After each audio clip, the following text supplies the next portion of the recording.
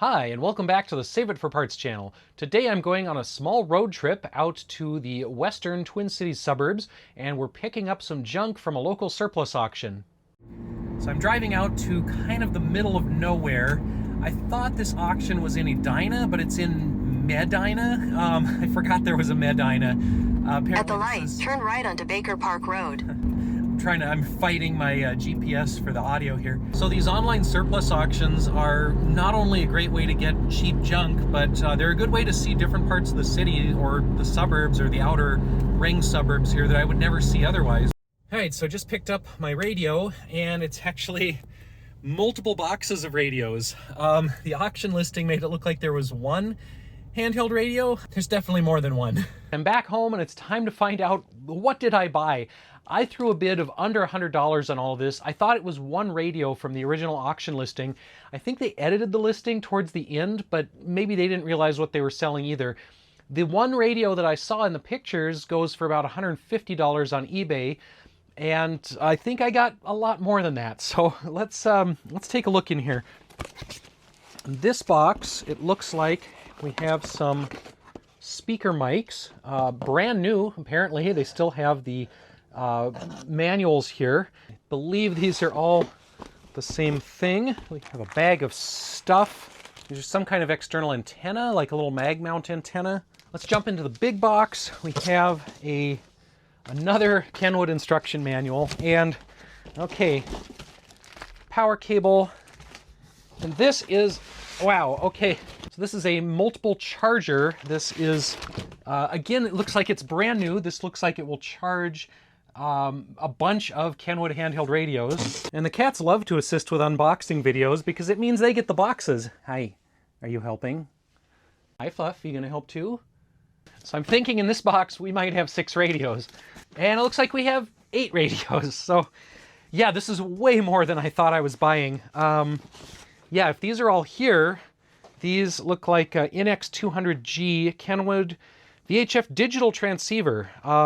I have yet to really play with a digital radio like this, but yeah, it looks like that's what we have. Again, looks like it's new in box, probably never used. Looks like I have 8 antennas. We have 8 brand new batteries. So yeah, for under $100, I think this is a pretty good deal. I always have to laugh when I get one of these auction deals that I didn't expect, because yeah, I thought I was getting one decent handheld radio and I got 8 of the things. Maple 0.7, Maple 2.0 to BNSF 6505 West. May pass red flag located Maple 0.7, main 2 without stop, and may proceed to the limit at 25, 25 MPH. Men and women are clear of main track 2, occupying 1, over.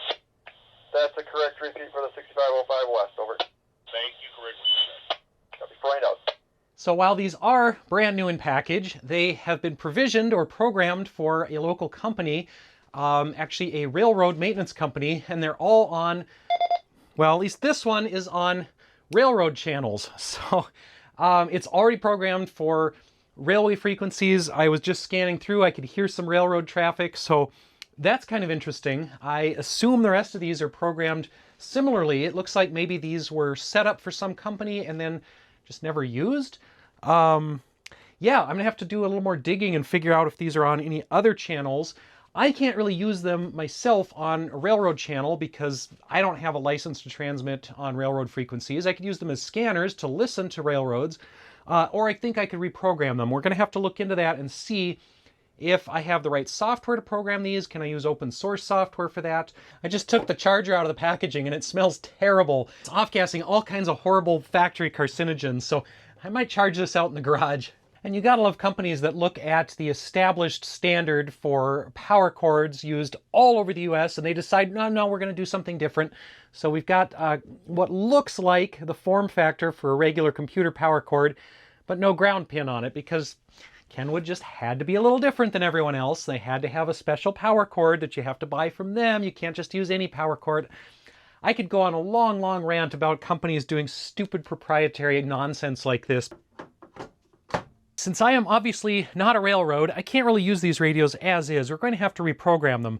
So I dug around in my box of cables downstairs and I found a cable that I think will work with these. This is actually for a different model of Kenwood, but it does seem to fit the side here. Now this thing is like 25 years old, as you can tell from the serial port on it, and it's super brittle. When I tried to plug it in, I actually snapped off the clip here, so I'm just going to have to rubber band it onto the side of the radios. Now, while doing that, I noticed these mics that I got are actually a different connector. So these are not the microphones for these radios. So all of these boxes of mics that I got are for something else. I searched the model number online and it looks like this is a Motorola connector. So yeah, apparently I have 7 speaker mics that don't match my 8 radios. So I guess I'll throw those on eBay or something. I think these are worth 20 bucks each. Now I do have a box of old radios downstairs, and I think somewhere in there I have the older Kenwood that goes to that programming cable. And I think I actually have programming software somewhere, because I bought a bunch of Kenwood stuff years and years ago at another auction that came with some CDs, and I actually used to use one of those in my car for a while until I killed it. Yeah, there is a ton of old stuff in here. This bin is not very well organized. We've got broken Baofangs, we've got Motorola's. I do have like actual name brand radios, not just Baofangs, but it's such a pain to find the batteries for these old things and then find the programming cable, find the software. So even though the Baofangs are not quite as robust as a Motorola, I use these a lot more than the old stuff.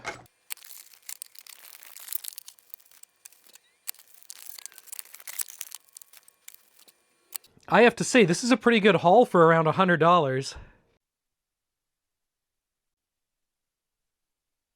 Alright, so programming these things is basically just like a Baofeng with chirp. It's nothing super exciting. What is exciting is that bitmap feature on startup. You might remember we get a little logo when we turn it on, and it turns out that is about a 48 by 120 black and white bitmap. And it's pretty simple to just make a new bitmap in MS Paint. So that is the very first thing I've programmed on these. I haven't even changed the radio frequencies. I've only changed that image. And I have to admit, these are worth it just for that. That's fantastic. So Mr. Donnie here gets to be the new radio logo. Rachel made the logo for me, and I think it looks beautiful. And it's based on a real photo, because Donnie really is this much of a derp. So these have a little cover underneath the battery, and I wanted to see what lives in there. So I popped one open, and this is actually a GPS module with its own little antenna cable. So these do have a GPS in here. So if you're using these on a trunking system, they can actually report their position to each other and to the trunking controller, so you can always know where each of your radios is. That's kind of fun. So I've been playing around with these a little bit more. I actually found there's a chart of VHF marine radio frequencies right in the package, so I went ahead and threw those into the programming because I use these on boats sometimes, or I plan to, and I've got a couple of these programmed now with some different frequencies. So I have some local ham radio frequencies, and I'm kind of learning how to use the banks and channel memory here. So you can go up and down in the channel memory with the up-down key, and then left-right gets you through different memory banks. So I've got some of the business band stuff. I've got weather channels. Picture of 78 at Fargo. And then we've got those marine radio frequencies. Now these are only VHF. I can't do dual band repeaters. I cannot do 70 centimeter. I can't do UHF the way I can with the simple Baofeng radio. So they are kind of limited in that respect, but they do have some other features that a cheap Baofeng doesn't. These Kenwoods are also a lot bigger and heavier than a Baofeng, but they are also supposed to be waterproof, explosion proof, and industrial rated, where these things aren't really anything proof. Now, the Kenwoods don't have a keypad either, so I can't easily enter a frequency directly, but the ham radio clubs around here use some pretty standard simplex channel spacing for VHF voice operations. So I can just put in kind of the common frequencies, and if I end up using it for ham radio 2-meter stuff, hopefully that's enough. One thing I'm a little mystified about is the squelch settings. I know for the digital modes, there's a digital squelch where it will only listen when it's receiving a digital signal, but for the analog channels, how does it know what the squelch settings are? These Baofangs always kind of have a problem with that because the default squelch settings are terrible, and you normally have to go in and change the sensitivity in chirp programming software. I'll throw a link to that down below if you're interested. There are better squelch settings for Baofangs, so you're not just listening to static all the time. But on these things, I don't know how to do that. Still kind of a mystery. I've read through the manual and I haven't seen it. I guess I'll have to read through again. For example, I've just got this one scanning over my 2-meter channel list, and I don't quite know what it's going to use to break squelch, what kind of signal it sees, if it just kind of knows the difference between static and a carrier, or between static and a voice. Yeah, I'll have to look into that some more. I did just hear a couple transmissions, so I know it does work. I know it works as a 2-meter receiver, so we can hear repeaters and whatnot. I'm doing a bit more of a teardown on this because I am curious about other potential modules in there. And this one, they're really nice to take apart. There's just 2 screws, and you take the knobs off, and then the whole thing just pops open. That is super rare for a modern piece of electronics. Usually there's like 16 tiny security screws that you have to find and take out, but this is literally just 2 screws. It does have contacts for a keypad, so it looks like I could potentially just swap a case and the cover if I wanted to get the alphanumeric keypad on it. Now, even though I have these programmed for some ham radio frequencies, and I do have an amateur technician license, I don't usually do a lot of ham radio transmitting on the YouTube channel. For one thing, I think it is technically illegal to use ham radio for a commercial purpose, and YouTube is a commercial purpose. I try to be pretty careful with that. There have been other government agencies that have jumped on people in the past for doing things that are perfectly legal as a civilian, but once you do it for a profit, a lot of 3-letter agencies suddenly become interested in those sorts of things. So it might be easier to just not deal with that at all, even though there are plenty of other ham radio operators who have YouTube channels who use their ham radios on the air, on YouTube. I just don't want to get into that. And I always get somebody in the comments saying that I'm violating some kind of procedures or some kind of radio norms. So it's easier just to do it on a completely unlicensed channel like the business band. We've got some MERS channels plugged in here, and as long as I keep this to low power, under 2 watts of transmit power, I believe I can do pretty much whatever I want on the MERS frequencies. All right, so let's see what an analog FM transmission looks like on here. Radio check, 1, 2, 1, 2. That looks pretty standard. You can see the FM modulation in the radio signal in the carrier, and you can see it's a nice narrowband transmission. Now I'm going to switch this over to NXDN and see what that looks like. Radio check, 1, 2, 1, 2, radio check. All right, so now we have that digital signal, not really identifiable as a voice transmission on the SDR. We would have to run this through some kind of a decoder to get the voice back out of that digital signal. But that's an interesting way to see what these look like on the actual radio spectrum. Now the settings on this let me go one step further and do even narrower band NXDN, so let's see what that looks like. Radio check, 1, 2, 1, 2. So you can see that narrowband compared to wideband. Wideband check, 1, 2, 1, 2. So you can see the extra narrowband NXDN takes up about half of the bandwidth of the regular NXDN, which is already fairly narrow.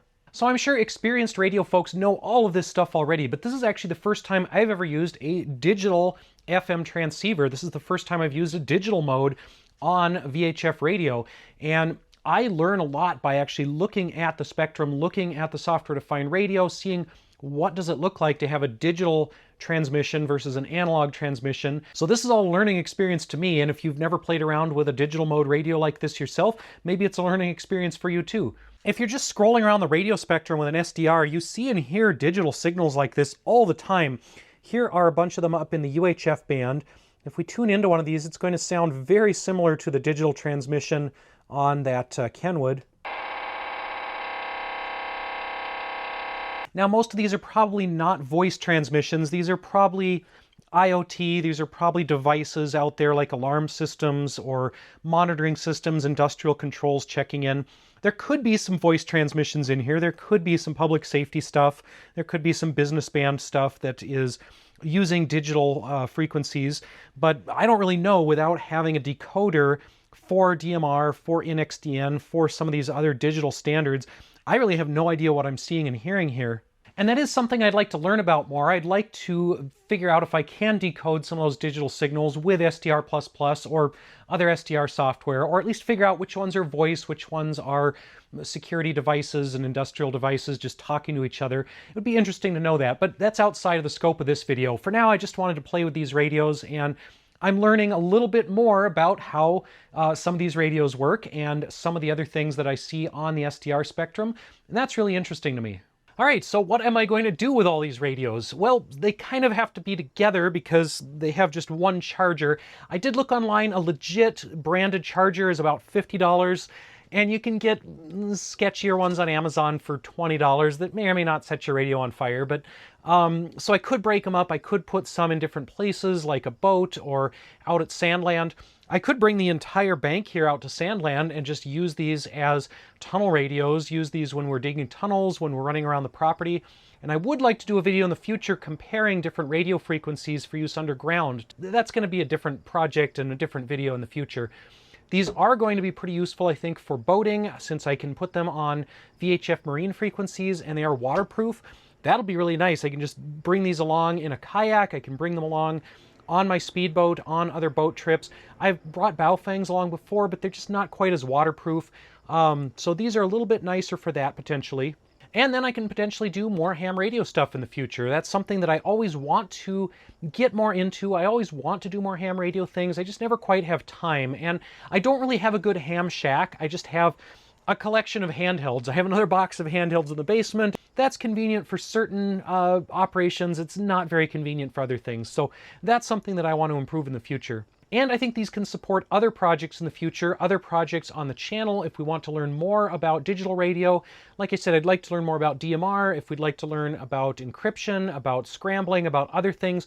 These will apparently do some of those things, although, again, I will have to look into the legality of that. I know you're not supposed to scramble or encrypt on ham radio frequencies. I'm not quite sure about business band, but we might need a different module for that anyway. I think if we popped out the GPS module, we could put in other accessories that will do other things with these radios. As usual, if anyone has any suggestions for what to do with these, let me know in the comments, and maybe we'll see these in a future video. Thank you again to my Patreon supporters for helping fund my crippling online auction addiction and helping me buy silly things like this. Stay tuned for future radio videos, and then if you want to see other radio stuff and satellite stuff that I've done, go back and check my other videos and check out some of the playlists.